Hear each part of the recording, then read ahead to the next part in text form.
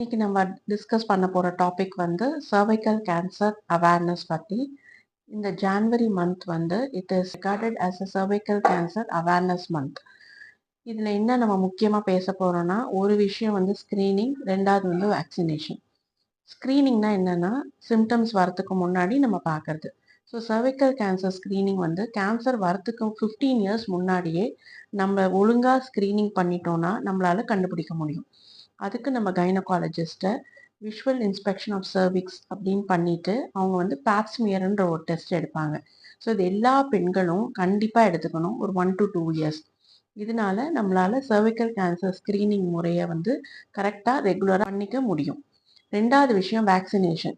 இப்போ வந்து cervical cancer எதனால வருதுன்னு கண்டுபிடிச்சிருக்காங்க. அது வந்து ஹியூமன் பேப்பிலோமா வைரஸ்ன்ற ஒரு ஆர்கானிசம்னால வருது.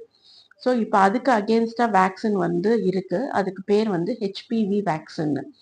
இது எல்லா கேர்ள்ஸ்க்கும் கண்டிப்பா யூனிவர்சலா வேக்சினேட் பண்ணும்.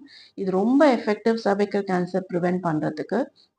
0, 1, 6ன்னு 3 டோசஸ் கொடுக்குறோம். All girls can be vaccinated from the age of 14 years.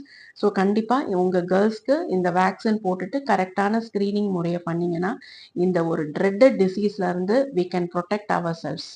Thank you.